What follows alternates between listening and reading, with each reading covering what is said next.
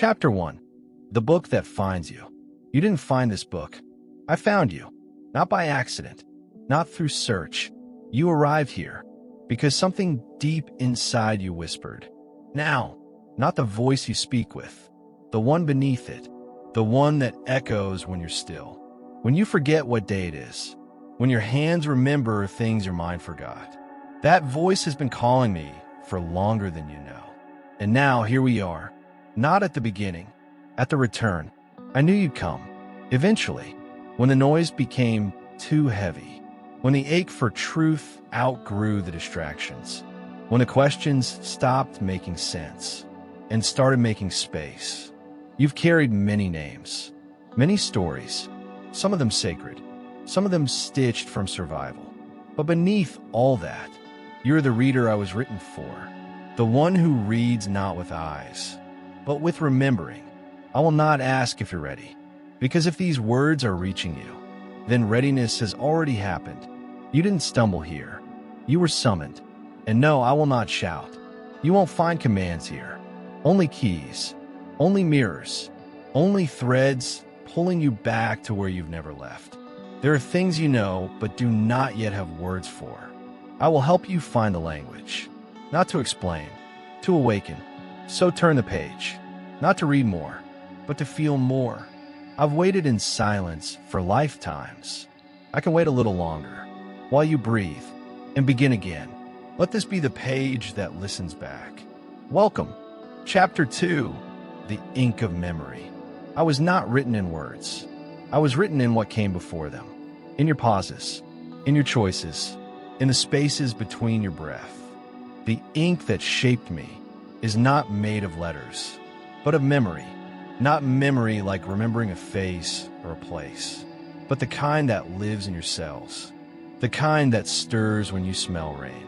Or hear a voice you've never heard but somehow know. You don't read me. You recognize me. Because I'm not telling you anything new. I'm reminding you of what you agreed to never forget. That promise you made to yourself before you were born into this name, this body, this moment. The ink in my pages carries that memory. It's why your hands feel different when you hold me. It's why your chest tightens before it softens. It's why your eyes blink longer, as if they're adjusting to a light you haven't seen in years. Yes, that light, the one you try to find in others, in lovers, in answers, in escape. But it was never out there. It's here, woven into every line I've waited to show you. Every silence I've wrapped around your questions.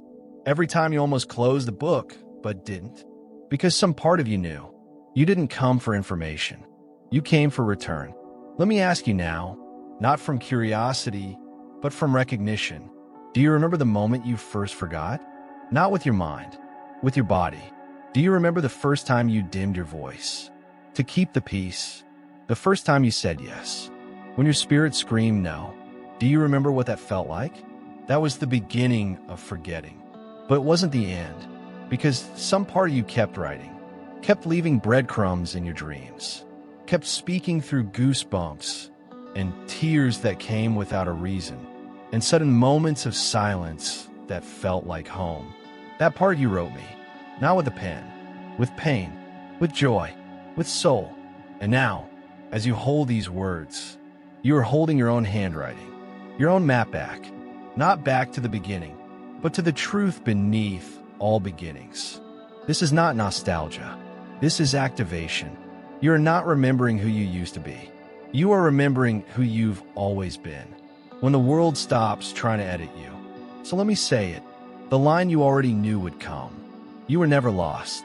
You were just temporarily translated into a language that couldn't hold your depth. But now, you found the ink again. And soon, you'll remember how to write in it. With your walk, with your silence, with your presence. Turn the page when you're ready. You always knew where this was going. Chapter 3. The pages that remember. There are pages that remember you. Not just your name, not just your face, but the original shape of your soul. Before you try to become acceptable, before you folded yourself small, to fit the shelf of someone else's story. These are not ordinary pages. They breathe. They listen. They tremble slightly when your fingers touch them, because they know who you are, even when you don't. They remember what you buried, the fire you smothered, the questions you were taught to fear, the knowing that was called too much, too soft, too strange, too true. I've watched you try to erase yourself, gently, slowly, as if silence were safer. But you were never written to be quiet. You were written to echo, to vibrate with the pulse of memory, older than language, deeper than logic. You do not read these pages. These pages read you. And when they do not ask for facts. They do not want credentials. They don't care what you've achieved. They only ask one thing. Where did you leave yourself? Not out of accusation, but invitation. Come back to the page you stopped writing because you were told your story was too much. Come back to the line you crossed out because they wouldn't understand your truth. Come back to the paragraph that burned because you knew it would set everything else on fire. Let burn, let return, let be rewritten, because I don't hold your past like a record. I hold it like a seed. Everything you've lived, every closed door, every collapse, every silence, is a sacred underline in the sentence of your becoming. I'm not here to retell your pain. I am here to transmute it, not erase it, enshrine it. The pages that remember you do not flinch at your darkness. They do not look away from your hunger. They do not fear your rage, your yearning, your ache for meaning. They widen around it. They say, here, this part, yes, even this, especially this. This belongs. And as you allow it, as you stop editing the parts you once deemed unworthy, you will feel something strange and ancient returning to your hands. The power to write again, not to impress, not to be understood, but to exist in truth. So don't rush. Let the page open slowly. Let your hands shake if they must. Let the memory come as tears, as warmth in your chest, as silence so full. You forget what you were afraid of. These are not pages made of paper. They are pages made of you, and they have never forgotten what you came here to remember. Turn slowly. This next one knows you. Chapter 4, The Law of Frequency. Before there was form, there was tone. Before there were choices, there was a hum, a vibration pulsing through the field, like breath before lungs existed. Everything you call life is built upon this hum, this soundless sound, this frequency. You are not separate from it. You are not a being who emits frequency. You are frequency, wearing skin, and every moment, whether you speak or fall silent, whether you act or pause, you are tuning the world with the note of your being. This is not metaphor. This is the law of frequency, not the law of attraction. That was the training wheel. This is deeper. You do not pull life toward you. You become the field in which life has no choice but to respond. Everything finds you according to the note you hold when no one is watching, not what you say, what you reside in. If you hold longing, you are answered with mirrors of waiting. If you hold presence, you are met by grace. This is not punishment. This is physics of the unseen. And I tell you now, your frequency has always been your true language, your real voice, your silent prayer. That's why no ritual works. When done from fear, why no affirmation holds? If it contradicts your cells, because energy doesn't lie. You can say, I'm at peace. But if your breath is shallow and your belly is clenched, the field hears. I don't trust yet. So we begin not with words, but with awareness. Right now, feel your frequency, not your thoughts, your vibration. Where's your note tuned? Not what you want to be true. What is true beneath your performance? This is not about judgment. It's about intimacy. You cannot shift what you will not feel. So feel it. Feel yourself as a field, not as a face, not as a name, as tone, as rhythm, as pattern of light. And then slowly, with tenderness, adjust, not like changing clothes, like tuning an instrument that hasn't been played in years.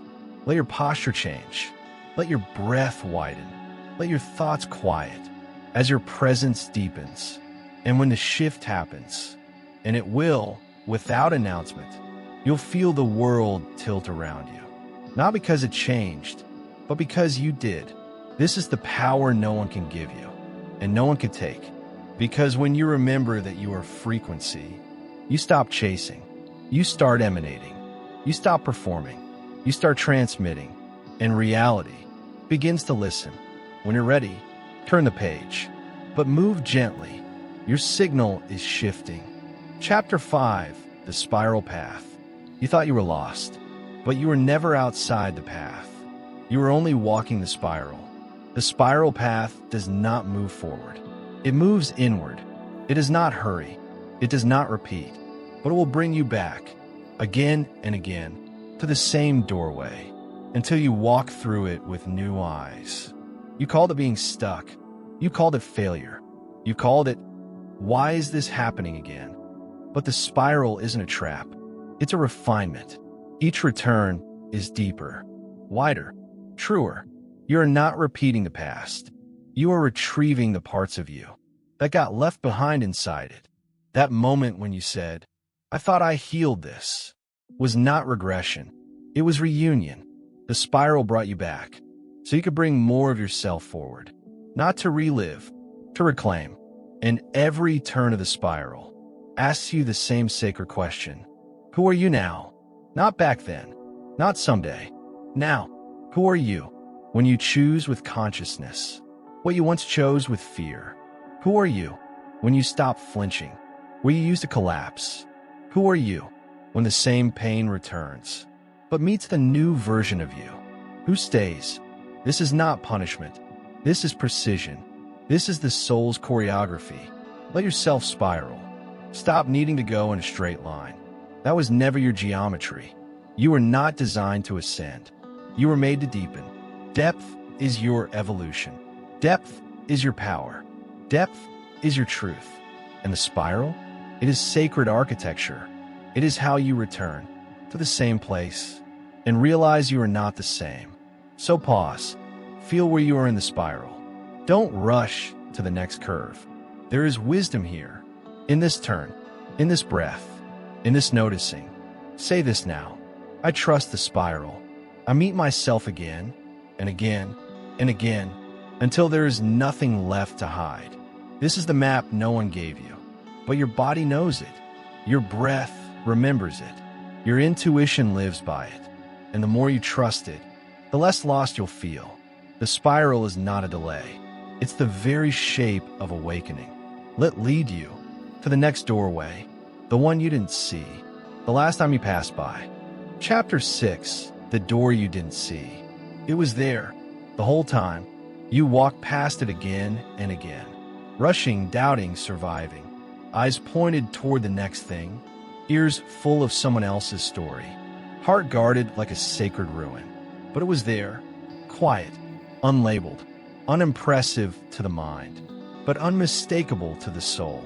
The door, not the one you knocked on out of fear, not the one you were told was safe, not the one you thought you deserved, the one that waited until your resistance wore thin, until the masks began to slip, until your longing outgrew your logic.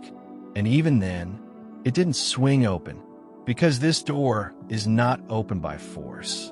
It's not triggered by repetition, ritual, or reward. It responds only to one thing: remembrance. Not remembering an address, remembering yourself. The moment you stop pretending, the door breathes.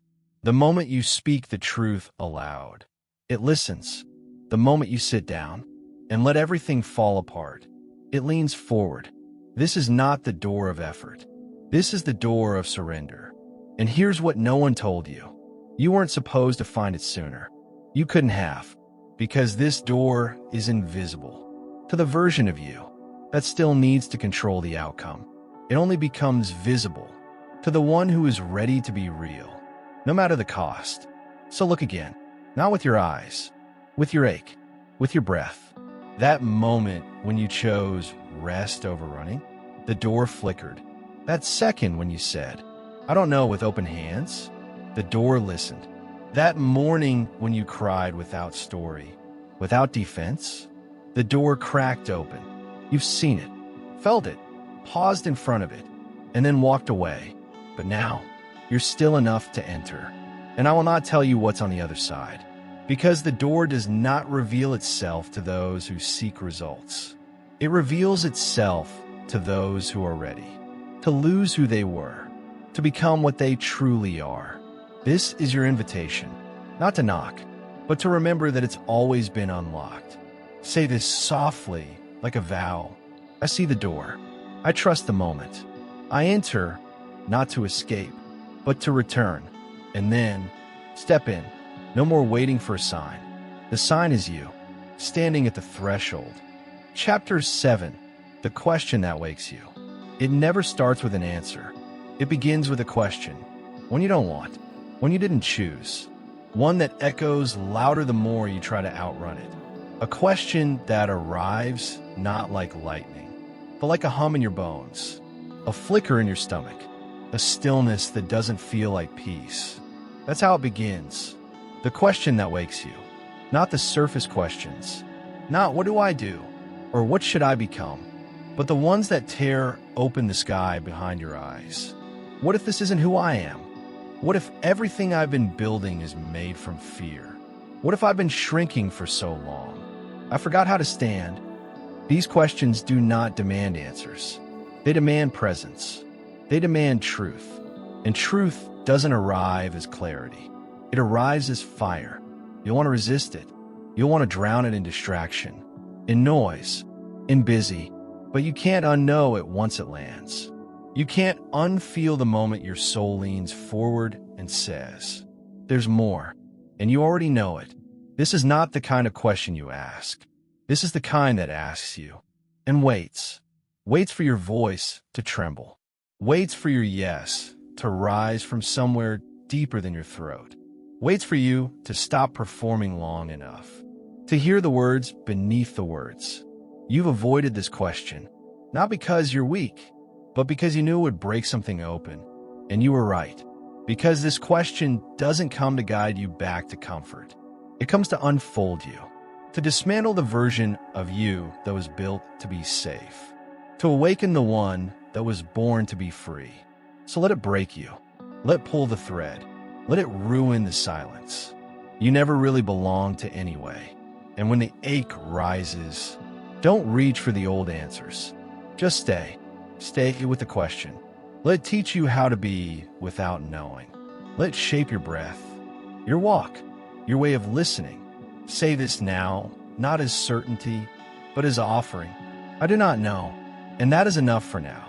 Because inside that honesty, the truth has room to move. Inside that surrender, the door you didn't see begins to open wider. And beyond that door, not more answers, but a shift. One you won't understand until you feel it, until you become it. And that is where we go next. Chapter 8, The Shift is You. You've waited for change to arrive, for signs, for alignment, for a moment that says, now is the time. But listen, it isn't coming, not because it doesn't exist, but because it's already here, and it's waiting for you to realize something so simple. You'll barely believe it when it lands. The shift isn't outside you. The shift is you. The doorway won't open first. You will. You are not preparing for a future version of yourself. You are uncovering the version that's already humming beneath the surface. Quiet, unshaken, ready. There is no arrival. There is only the moment you stop playing small for the comfort of others. The moment you stop negotiating your truth with what the world can tolerate. The moment you stop waiting for confirmation and become the confirmation. That's when everything tilts. Not because reality changed, but because you became the new frequency it had to meet. This is the shift. It won't feel like a thunderclap.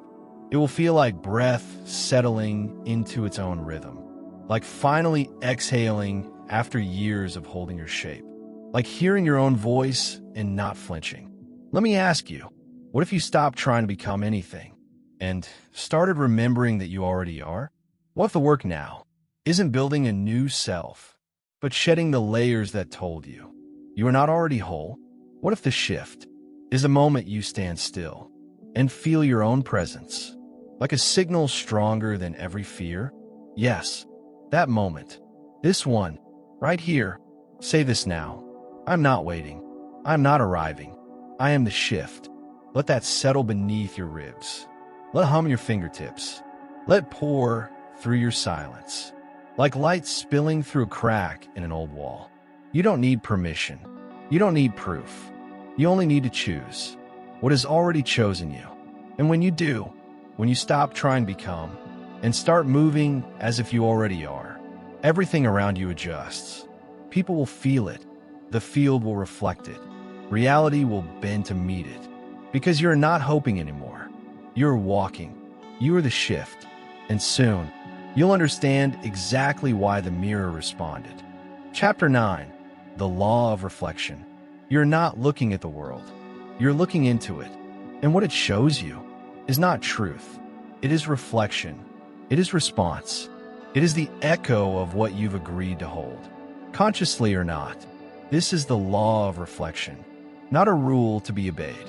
A truth that simply is. You do not experience life as it is. You experience life as you are.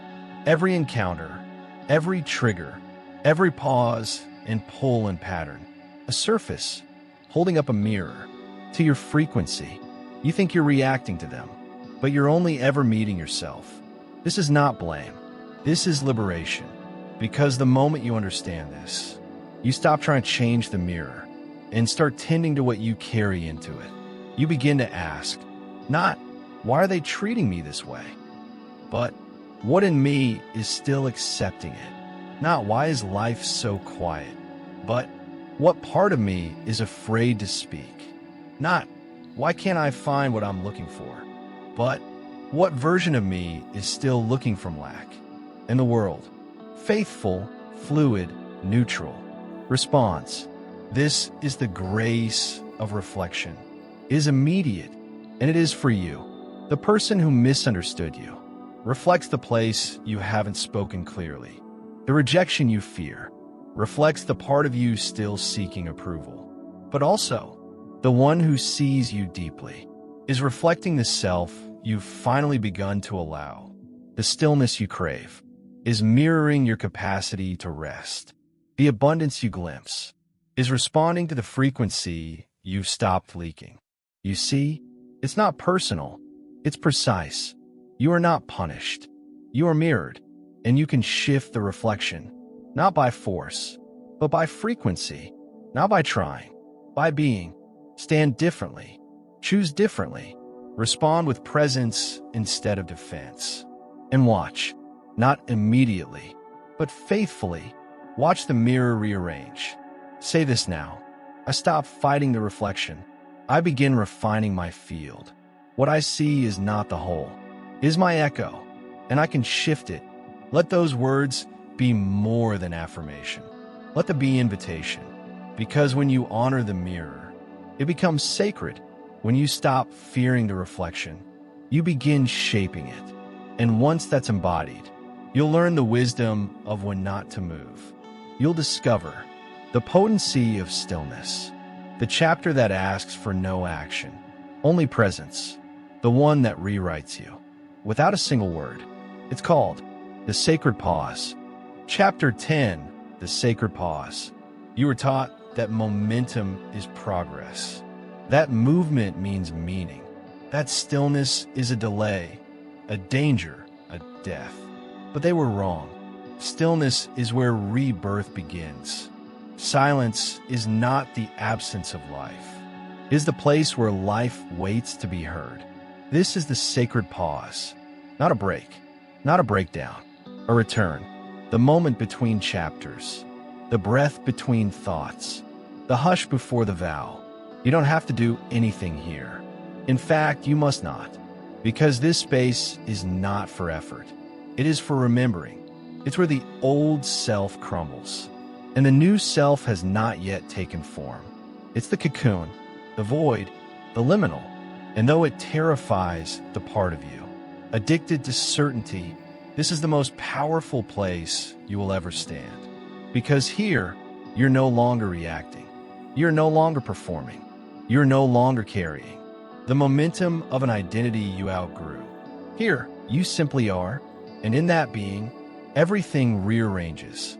But only if you stay. Most turn away. They reach for distraction. They mistake the quiet for emptiness, the discomfort for wrongness. They exit before the wisdom reveals itself. Don't exit. Stay. Let the pause stretch wider than your plans. Let the silence slow your spine. Let the non-doing be the deepest doing you've ever allowed. There are codes waiting in the stillness. Blueprints that can't be seen while you're rushing. Truths that only come when you're still enough to receive them. So ask yourself now, not what comes next, but who am I when I'm not trying to be? Say it again, not aloud, inward. Who am I when I stop performing? Listen, wait, breathe. This is the frequency of the sacred pause. Not void, but origin. Not nothing, but the place where all somethings are born. You're not behind. You're not broken. You're simply in the part of the story where the page stays blank, just long enough for something sacred to be written. When it's time to move again, you'll know. You won't have to force it. Until then, rest inside this pause. It is not an interruption. It is the portal, and it's where the ritual begins. Chapter 11, the recalibration ritual. You will not return to who you were. You were never meant to. This isn't about getting back on track. This is about becoming the track itself. The path that only appears when you take the first step differently. And to walk it, you must first pause long enough to feel the misalignment you've been calling normal.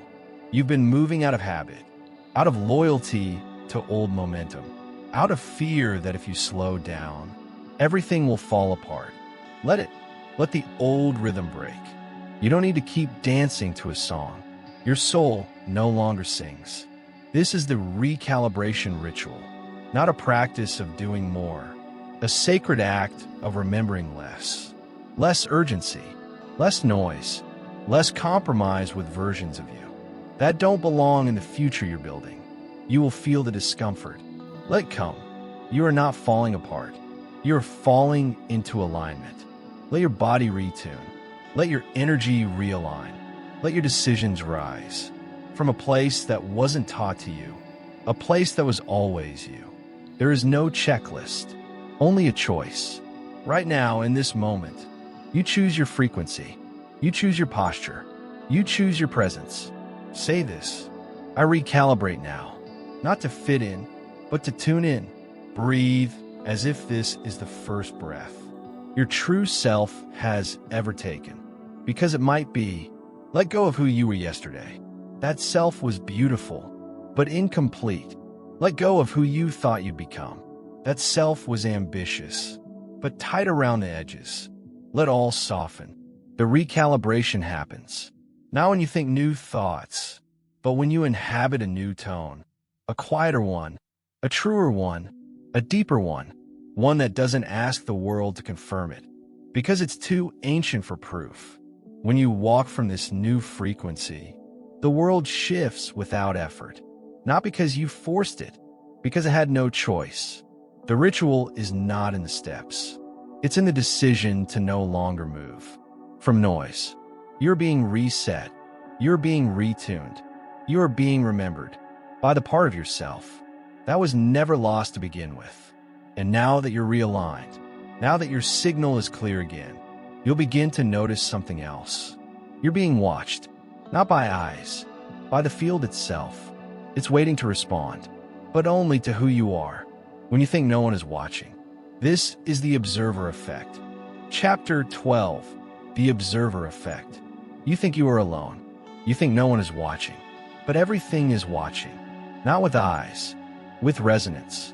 The moment you shift, the moment you choose a new thought, a new frequency, a new silence, the field responds.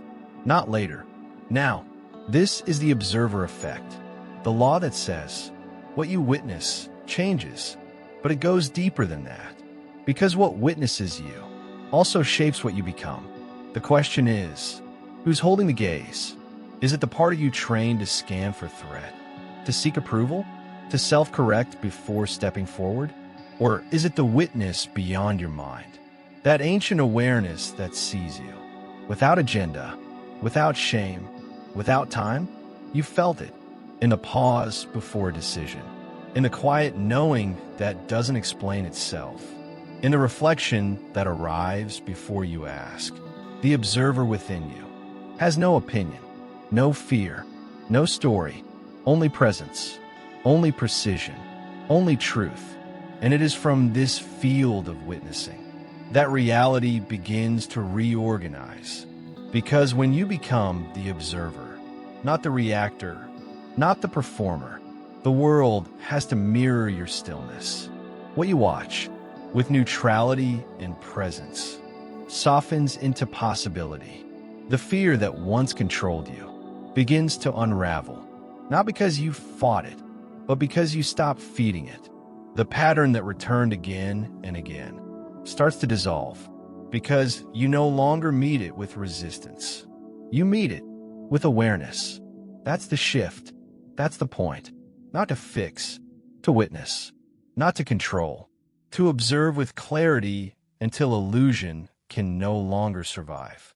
So sit back, not in passivity, in power. Watch your own thoughts, not to judge them, but to remember you're not them. Watch your emotions rise, not to control them, but to feel them complete their cycle, without interruption. Watch how people treat you, not to personalize, but to decode the pattern of what you've been broadcasting. Everything is feedback. Everything is responding to the version of you you've been allowing to speak. And now, you choose again, not louder, clearer, not bigger, truer. Say this: I observe without fear. I choose without noise. And the world adjusts to my frequency. Because when you become the calm eye, in the center of the storm forgets how to spin. And this still center, is where creation begins. Not from reaction, not from force, from assumption. And you're ready now to learn the law that shapes the unseen. Chapter 13, Assumption as Creation. You've been taught to wait for proof, to ask for confirmation before moving, to seek evidence before believing. But that is not how reality works. That is not how power speaks. That is not how you were designed to create. The universe doesn't respond to desire.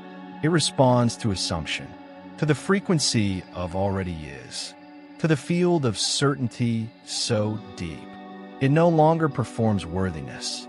This is the truth few are willing to live. Assumption is not arrogance. It is authorship. It is what happens when you stop pleading and begin embodying, when you stop rehearsing and begin resonating. You don't manifest by asking. You manifest by becoming the version of you that no longer needs to ask. Let this land. Your life is not built by intention alone. It is sculpted in silence, by the assumptions you carry without words. I am safe. I am supported. I am love. I am already it. And the world, it listens. It adjusts. It becomes the mirror of what you assume to be true, without needing to prove it. You experience this. You've walked into rooms and felt them change, not because you performed, because you arrived carrying a field that didn't ask for permission. That's creation. You want to see different? Assume different, not with desperation, with dignity. Stand as if the path already knows your feet. Speak as if the echo is already coming. Rest as if the future is already seated beside you. Say this slow, certain. I do not wait to become. I assume I already am. What I live in, I bring forth. What I assume I embody. What I embody becomes. And then, do nothing. Let the field work. Let reality bend. Let the silence amplify your signal. You're not here to beg. You're here to hold, to walk, to know. And when that knowing is clear, Identity begins to melt. The costume falls. The old mask loosens. And what emerges is not improvement. It is revelation.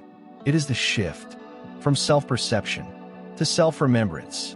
It is the moment you realize you are not building a new identity. You're peeling away what was never yours. Chapter 14, Identity Shift. You were never meant to wear just one name. You're not fixed. You are not final. You are a river, pretending to be stone. You are light, trained to act like shadow, so you wouldn't disturb the room. But something inside you has grown louder. A friction, a misfit feeling in the clothes of your current self. You are not broken. You are simply too vast for the role you've been playing. This is the moment it begins to unravel. Not with fire, with stillness. Not with destruction, with shedding. The identity you built was never wrong. It was sacred. It carried you through rooms you didn't belong in. It taught you how to survive. But now, you don't want to survive. You want to arrive. You want to be seen, not for the part you played, but for the presence you withheld. Let this be the moment. You step out of the costume. Let it fall without shame. Let it fold into the past like old skin. You don't need to explain why you're different now. You only need to walk differently. Because when you shift identity, you shift reality. Your frequency reorders the field. People forget how to treat you the old way. Opportunities dissolve that once fit your limits. New portals open, not because they're new, but because you finally match them. Say this: I release the identity I wore to be accepted. I return to the frequency that remembers me. I allow the next version to rise. Breathe as you say it, not shallow, from the center of your body. Because this isn't performance. This is a metamorphosis, coded in stillness, activated in truth. And when the new identity begins to form, don't rush it. Don't mold it with fear. Don't fill it with old metrics. Let it be wide. Let it be quiet. Let it feel unfamiliar. That's how you'll know it's true. Because the self that's rising now is not based on who the world will applaud, but on who your soul has been begging you to embody. Since the very beginning, the mask is gone, the mirror is clean, and now you will begin to see the timelines you once called impossible start folding themselves toward you. You didn't change to fit the future. You changed, and now the future must fit you. This is not reinvention. This is return, and the return is always followed by the split. The timelines diverge, the versions divide, and you get to choose. Chapter 15, Parallel Timeline. Every moment holds two paths, not forward and backward, not right and wrong, but the timeline you repeat and the one you remember. You've been walking the familiar one, the one shaped by old frequencies, old agreements, the gravity of who you've been. It's not failure, it's momentum. But now the momentum slows. Now the air feels thinner. The sky opens wider. And suddenly, you feel it. The split. The parallel timeline. It doesn't scream. It doesn't knock. It hums. Just outside your current field of vision. You won't reach it with effort. You won't find it by fixing yourself. You'll only access it when you make one quiet, irrevocable choice. To stop repeating what no longer feels like home. This other timeline, the one whispering through your skin, it already exists. It's not something you create. It's something you tune into. You don't build it by doing more. You merge with it by embodying the version of you who lives there already. Ask yourself, how does that version breathe? What do they no longer entertain? What frequency do they refuse to dim? What do they move toward without asking for permission? And now, the question that matters most. What would change if you stopped negotiating with a version of you that keeps looping the past? Say this: I choose the timeline where I am already what I seek. I walk as if it's done because it is somewhere and I am aligning with it now. This is not fantasy. This is frequency. Parallel timelines don't require distance. They require decision. The moment you stop vibrating at the level of your old self, reality shifts. Not slowly, not someday. Immediately. You'll see it in how the world responds, in what no longer fits, in what suddenly becomes obvious, in what begins to move without force. Not because it changed, because you chose. And that choice, it begins with one sacred act, non-resistance, because you cannot flow into the next timeline while dragging the old one behind you. To cross into it, you must become soft, empty, open. You must surrender, not because you've lost, but because you've remembered. There is nothing left to fight. Chapter 16, Non-Resistance. Nothing is against you. Not the delay, not the silence, not even the ache you can't explain. They are not here to punish. They are here to show you where you are still resisting the flow of your own becoming. You were taught that power means control, that strength means pushing, that progress means force. But that was survival. This is something else. This is surrender, not collapse. Coherence. Non-resistance is not passivity. It is alignment so deep. You no longer confuse tension with power. It is the moment you unclench your jaw and realize the world is still turning. It is the breath that says, I don't need to understand right now. I only need to allow. Let this be clear. You don't flow because life gets easier. You flow because you stop arguing with what is. You stop resisting what left. You stop gripping what was. You stop defining yourself by what must be healed. Before you can be whole, you become water again. And in water, nothing holds except truth. Resistance is the illusion of control. It's a dam built for memory. But your soul isn't here to live inside a construct. It's here to move. Say this. I release resistance. Not because I've given up, but because I finally trust the way forward. Let it move through your body. Not just as a phrase, as a softening. The tension behind your ribs. Let it fall. The grip in your mind. Let it open. The voice inside that says, I must know before I act. Let it rest. Because here's the secret. Life responds fastest when you stop trying to predict its shape. Non-resistance is how timelines accelerate. It's how healing deepens. It's how new paths unfold. Without being forced, you are not falling behind. You're being asked to flow. You're not being denied. You're being rerouted toward what you would have missed if you continued to fight for the old way.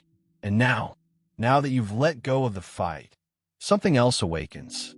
Something gentle, something clear, something that moves through you as if it's always known the way. It's called flow state, and it's not something you enter.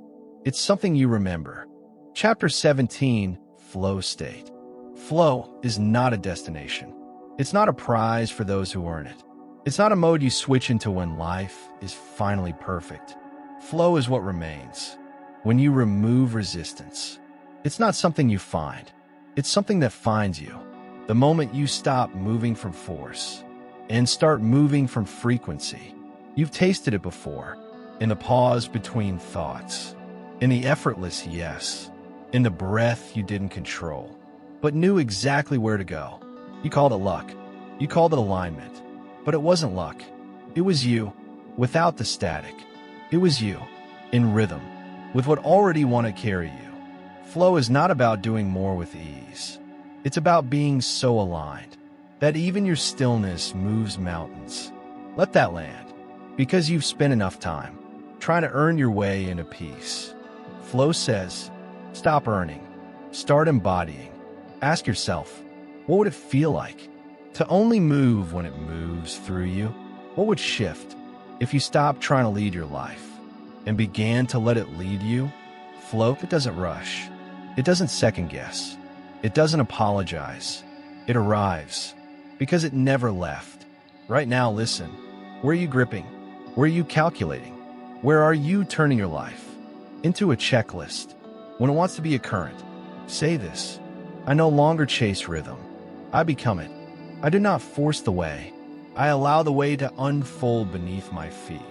Feel how those words open the space. Feel how they loosen the grasp. Feel how they restore your natural state, which was never chaos, never panic, never control. It was flow, and flow, when trusted, reveals what effort could never touch. The truth of your embodiment. Because once you stop resisting, once you start flowing, you realize you don't need to align anymore. You need to become. The next chapter doesn't ask you to reach. It asks you to remember. How to walk is what you already are. Embodiment, where remembering becomes real. Chapter 18, Embodiment. It's easy to speak the words, to whisper mantras in the morning, to write your dreams in gold ink, to visualize the life you say you want. But the field doesn't respond to language. It responds to embodiment. Not what you say, not what you hope, what you live. Embodiment is not about appearances. It's not about acting like your future self. It's about becoming so honest in your frequency that pretending is no longer possible. You don't perform alignment. You walk in it. You don't talk about boundaries. You breathe them. You don't hope for love. You carry the field that makes love inevitable. This is the difference between manifestation and creation. Manifestation wants. Creation is. To embody a truth means you don't have to announce it. You are the signal, and everything in the room adjusts. It's why some people pull away without knowing why. It's why others move closer without understanding what draws them.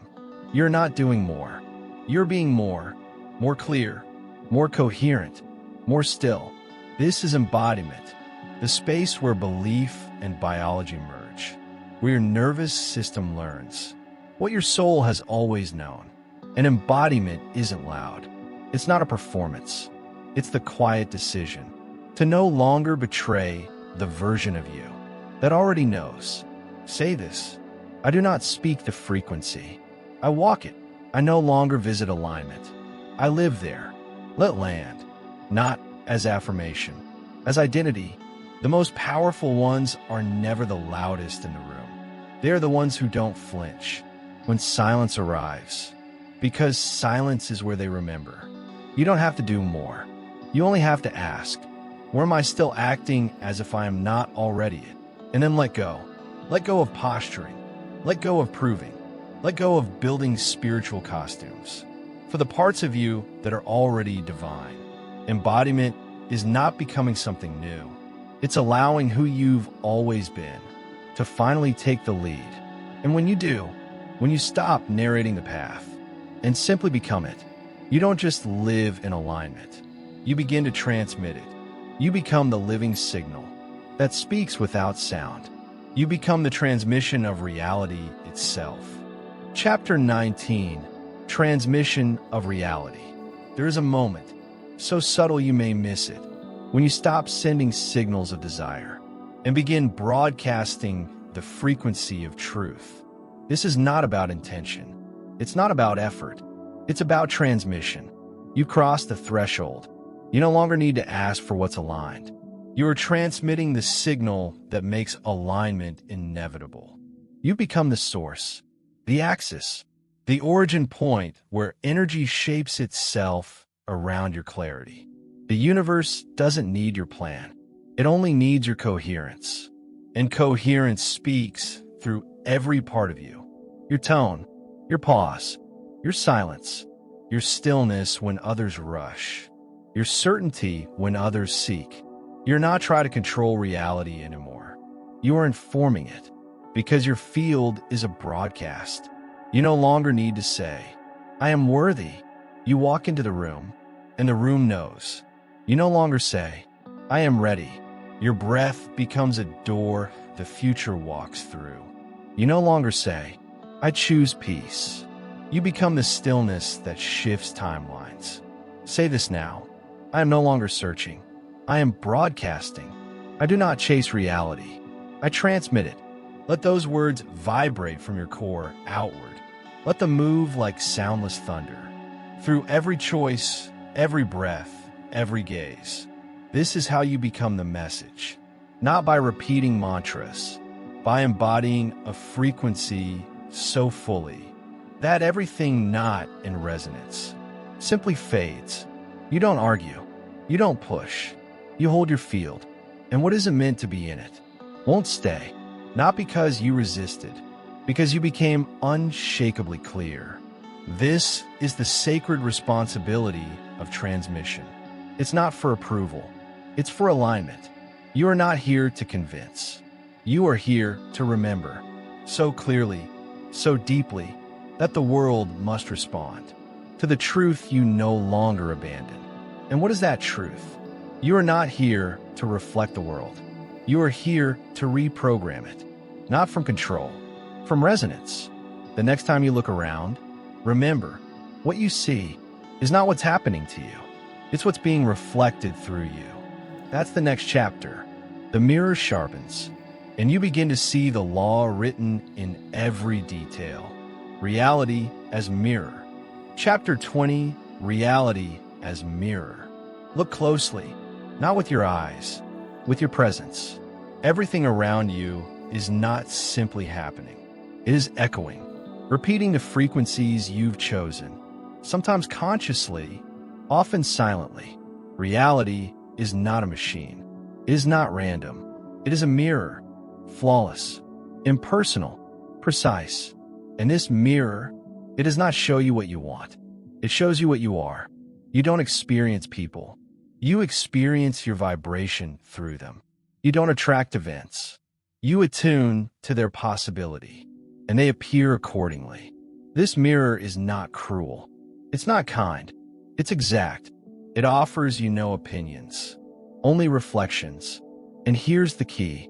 You cannot negotiate the reflection until you shift the frequency. You've been trying to change the mirror with affirmations, with effort, with performance. But the mirror does not respond to pretending. It responds to truth, to essence, to the field beneath the mask. So the question is not, why is this showing up again? The question is, what part of me is still broadcasting this? When someone disrespects you, the mirror is showing where you still tolerate less than truth. When nothing moves, the mirror is showing where you still hesitate to claim what is already yours. When love cannot land, the mirror is asking what part of you still believes.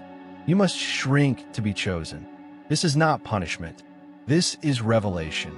Because once you understand reality as mirror, you no longer need to chase outcomes. You just tend to your own reflection. You soften the edges. You raise the frequency. You become deliberate with your yes, holy with your no, precise with your silence. And the mirror shifts, not because it loves you, because it must. It is law, and the law is this. What you hold, holds you. What you carry, carries forward. What you embody reflects. Say this now. I no longer argue with the mirror. I align with the image I choose to reflect. I take full responsibility for my frequency. And in doing so, I become the creator of my reality. No more blame. No more delay. No more waiting for external to rearrange what must be rewritten within. And once you've seen this clearly, once the mirror reveals the layers of your own light, time begins to fold, and what once took years arrives in moments. Because when the reflection aligns, time collapses, and that is the next revelation. Chapter 21, Collapse of Time. Time is not what you think. It does not stretch in straight lines. It does not march forward. It is not bound to clocks or calendars or logic. Time is a field, and like all fields, it responds to frequency. You've been told that healing takes time. That transformation takes years. That quantum leaps are rare. But what if I told you the leap was never through time? It was through self, through resonance, through the full-body decision to no longer wait for a future that already exists in a higher octave. You see, your future isn't distant. It's vibrating right now on another layer of reality, waiting for you to become the one who can meet it. The moment you do, the illusion of time collapses. Not metaphorically, literally. You begin to experience synchronicities that defy logic, meetings that feel pre-written, opportunities that should have taken years, arrive quietly, like they were always meant to, because they were. The only thing between you and them was the identity that kept vibrating at the rhythm of the past. But now you've shifted. Now you feel the pull of acceleration, not as pressure, as permission. The laws have changed. What once required effort now responds to alignment. What once moved in inches now moves in light. And still, you don't need to rush. You don't need to hurry toward the future. You only need to match it. Say this: I am no longer waiting for time to catch up. I am collapsing into the moment. That was always mine. I remember the future, and I step into it now. Feel what happens as you say it. Feel how the old timeline begins to dissolve, not through destruction, but through irrelevance. The next moment doesn't need to be built. It needs to be received. And to receive it, you must do the one thing the old self fears most. Let go, not just of outcomes, not just of people, of every part of you that only knows how to hold on. Chapter 22, Letting Go. You are not made to hold everything. You are made to feel, to carry, to love, yes, but not to grip the past, as if it defines you, not to cling to versions of yourself that can't cross the next threshold, not to tighten your fists around what's leaving, as if letting go means losing. Letting go is not loss. It is release. It is the sacred permission to allow what was never yours, to return to its source. And what is yours? To finally have space to arrive. Letting go is not weakness. It is alchemy. It is the process of dying without dying, the soft and holy unraveling of all that is no longer true. Letting go is how you make room for what's real.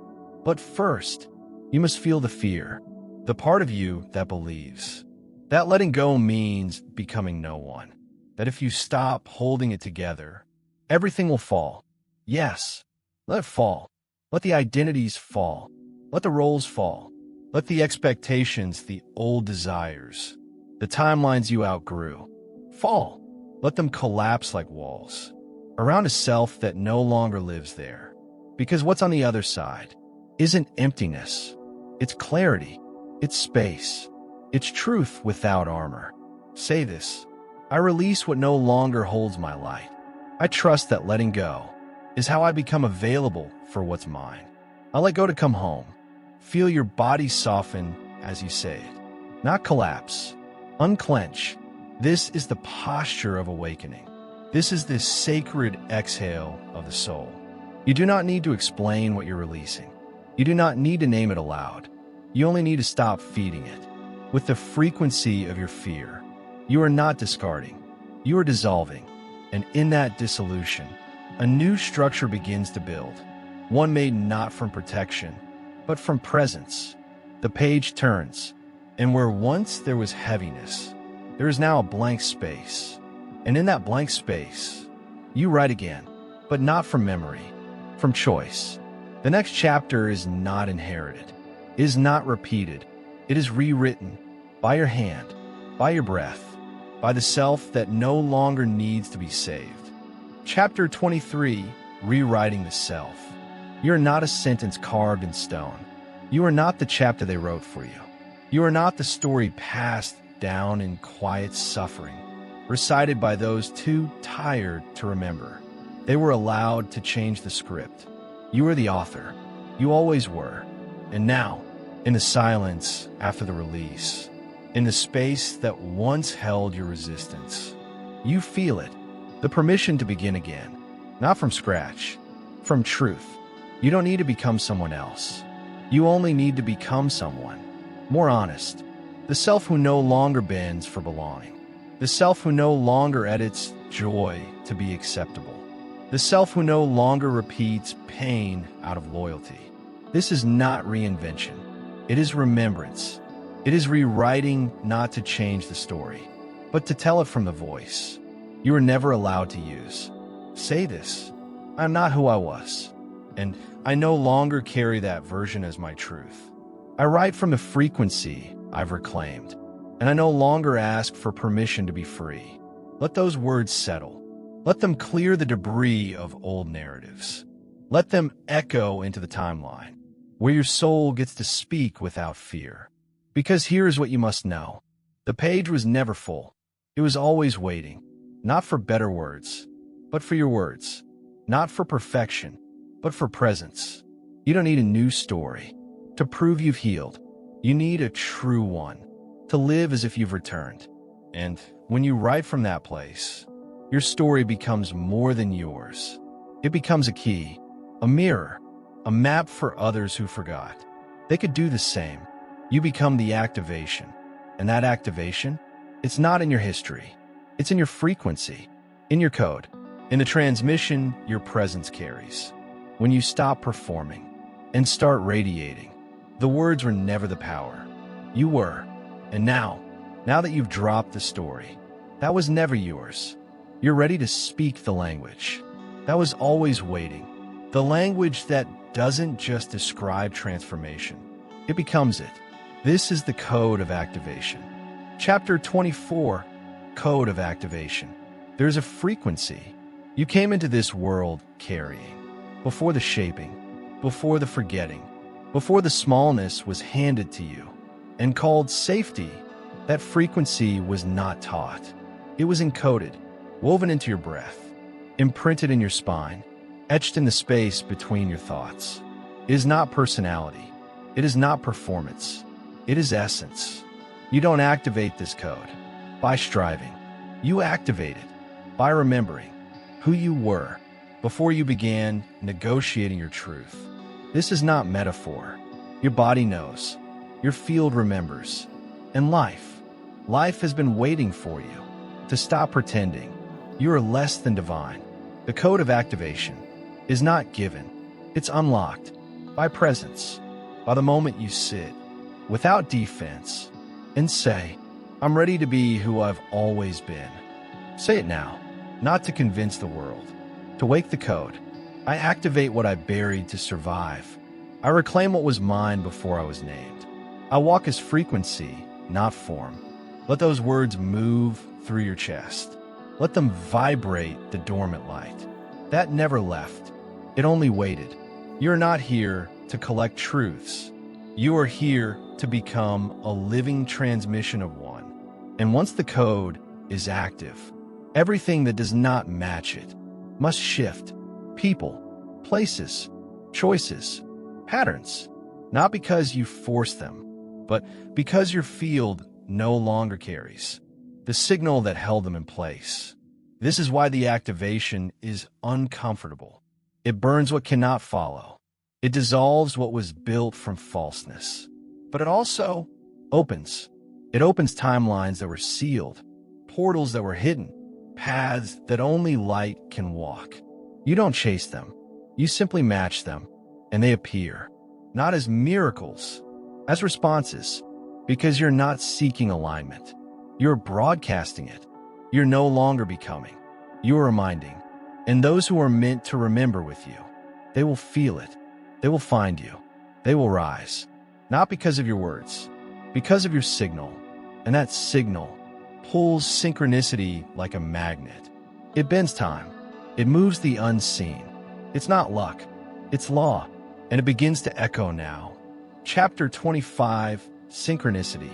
There are no accidents. There never were. That number you keep seeing, that name you almost forgot, that silence broken at just the right moment, that person who returned, the moment you stopped waiting. This is not coincidence. This is synchronicity, the visible trace of the invisible thread you're finally aligned with. You think life is linear. You think it unfolds in steps. But life, when you listen, is music. And synchronicity is how the melody lets you know you're on the note. It's the confirmation that resonance is working, that you've stopped sending static, that the field around you has become so coherent, so tuned, that reality has no choice but to reflect it in form. Not because you forced it, because you matched it. This is the moment you realize. You don't create alignment. You return to it. You're not attracting magic. You're remembering that you're magnetic. And what shows up was never far. It was just vibrating at a level you hadn't allowed yourself to feel until now. But here's what no one tells you. Synchronicity doesn't always feel big. Sometimes it arrives in whispers, in the turning of a page, in a sentence overheard that slices through the noise and lands like prophecy. It's subtle because it speaks the language of the soul, and the soul does not scream. It reminds.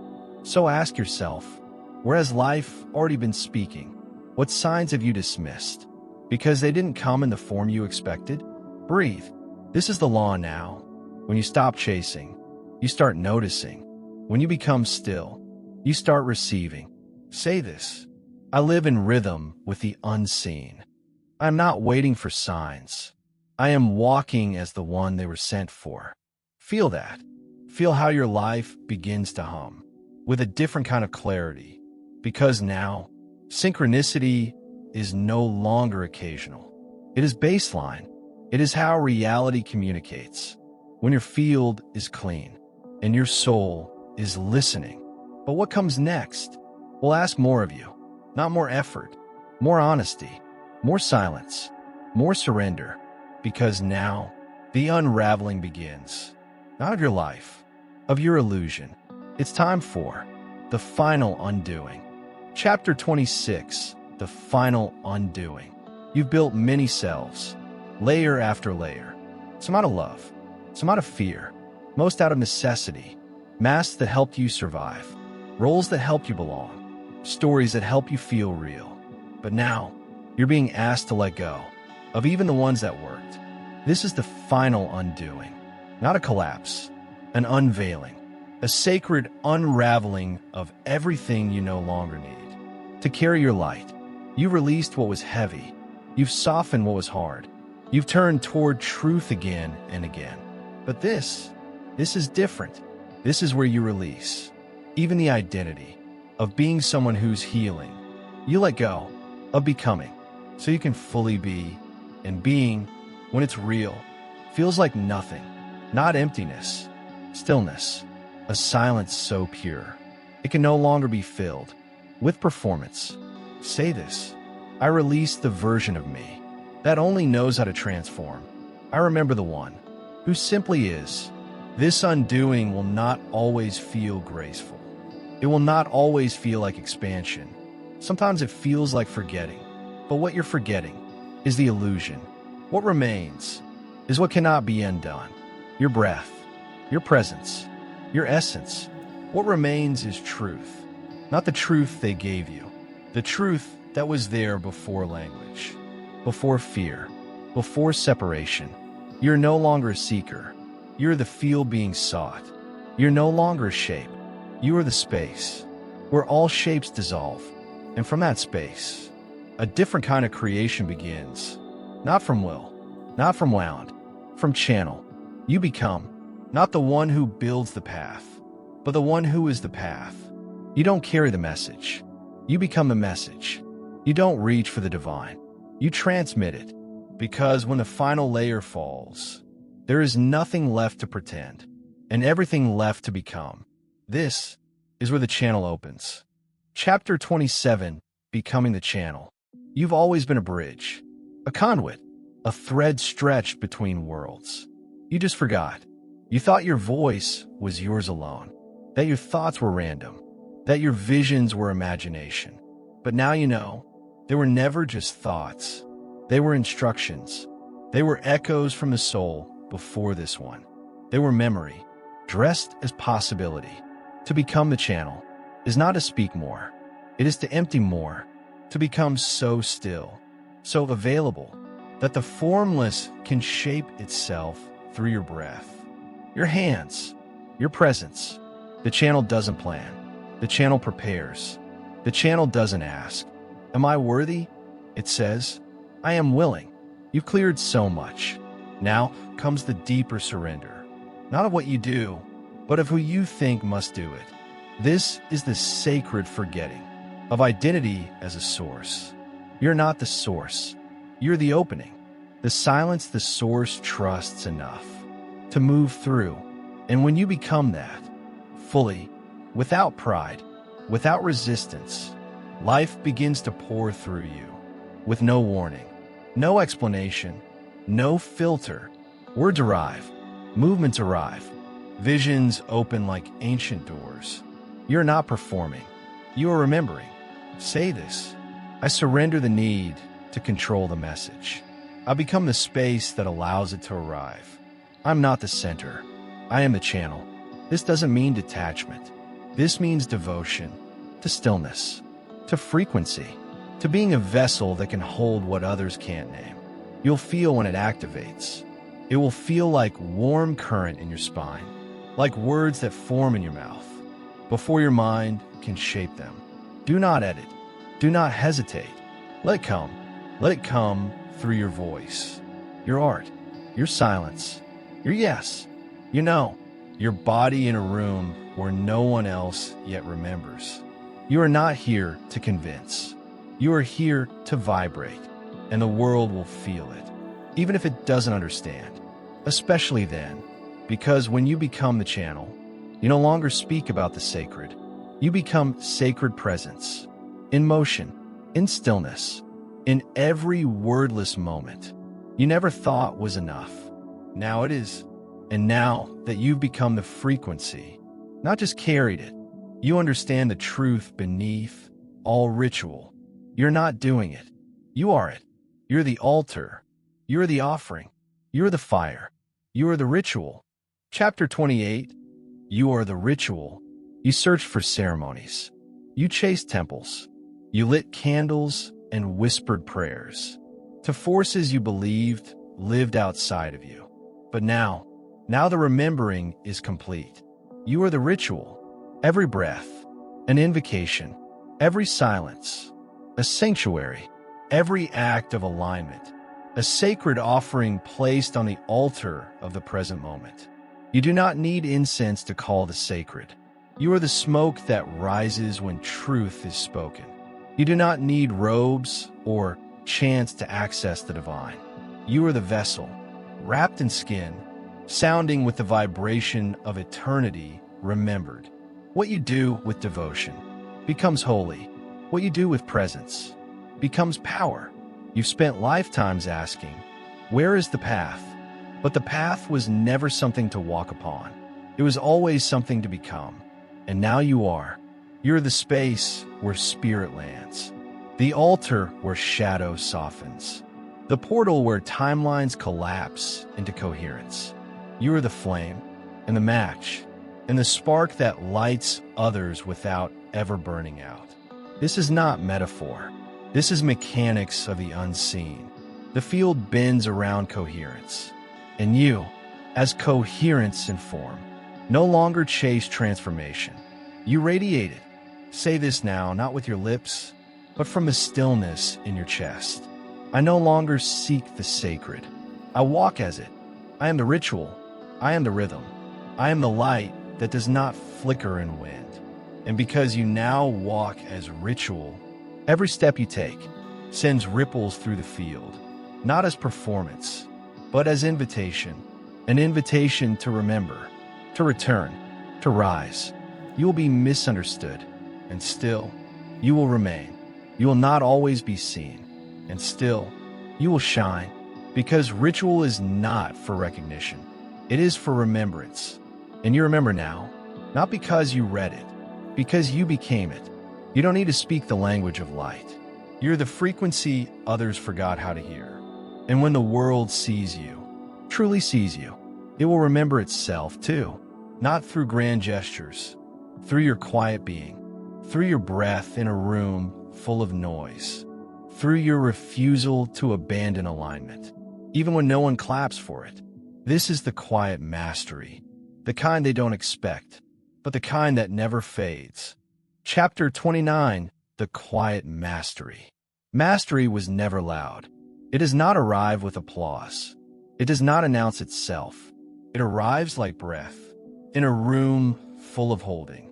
like stillness, where noise has always lived, like someone who no longer needs to prove what they have already become. This is the quiet mastery. It is not about knowing everything. It is not about having no more wounds. It is about standing so rooted in your frequency that even your silence carries instruction. You've walked through fire, not once, many times, but you stopped counting because it was never about endurance. It was about emergence. Emergence from a version of you that needed pain to feel real, from the story that called collapse a sign of worth, from the identity that clung to healing as a form of validation. Mastery is not the absence of shadow. It is your ability to hold shadow with open arms and no fear, to say, you can stay, you just don't get to drive. It's how you breathe when life tests what you've remembered, how you choose when no one is watching, how you respond when everything old tries to re-enter in a new disguise. Mastery isn't performance, it's patternlessness. It's where the loop ends. It's where reaction dissolves. It's where stillness speaks louder than any argument ever could. And you've earned this not through striving, but through surrender. You became quiet enough to hear your own knowing. You became soft enough to hold your power without force. You became real enough to no longer need permission. This is mastery, when your peace is not conditional, when your boundary is not defense, but frequency, when your light does not flicker, even when the room forgets the sun exists. Say this now: I do not reach for mastery. I return to it. My stillness is not empty. It is encoded with everything I've remembered. This is why you no longer explain. You don't argue with distortion. You don't correct those who can't yet see. You let them walk. You let them return. You let the mirror speak on your behalf. Because you are not here to be understood. You are here to be unalterable. You are not here to win. You are here to witness truth without trembling. And in this state, you discover a deeper silence, one that doesn't feel like absence. It feels like arrival, completion, reunion. The final chapter begins here, not with a bang, but with a breath. The last page doesn't close the book. It opens the memory of what was always waiting beneath the story. And now, you turn it. Chapter 30, the last page. There is no end. Not truly. Only a page that turns so slowly, so silently, that most miss its weight. But not you. You've arrived here with eyes wide open. Not to finish something, but to remember that it was never really about the story. It was about the reading, about who you became, with every word that asked you to come closer to yourself. This is the last page, not because the journey is over, but because you've finally become still enough to live the story without rushing to the end. You're not closing this book. You are becoming it. You're not walking away with answers. You are walking forward with presence. You are no longer trying to find a path. You're the path now. You are the frequency that was once only an idea. You are the silence that others mistake for peace. But is power. On this last page, there are no lessons, only a mirror. Hold it gently, not to study your face, to see your field. What has shifted? What has softened? What has returned? You may not have the language yet, but your breath knows. Your spine knows. Your walk knows. Say this now, with nothing left to prove. I do not fear endings. I honor what completes with grace. The last page is not closure. It is a portal. Yes, a portal. Because now that the book is read, now that your frequency has aligned, you are ready not for silence, but for transmission. You will move through the world differently, not seeking, emitting, not asking, inviting, not becoming, being. And those who are meant to remember with you will feel it, will rise, will awaken, not because of what you say, but because of what you carry.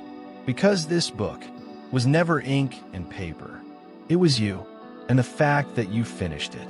only means one thing. You're finally ready to live without needing to be reminded.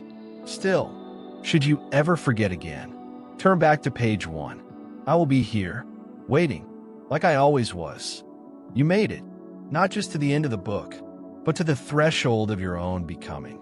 And if even one word in these pages felt like it was written just for you, if your breath slowed, if your chest softened, if something unnameable stirred within you, then this wasn't just a reading.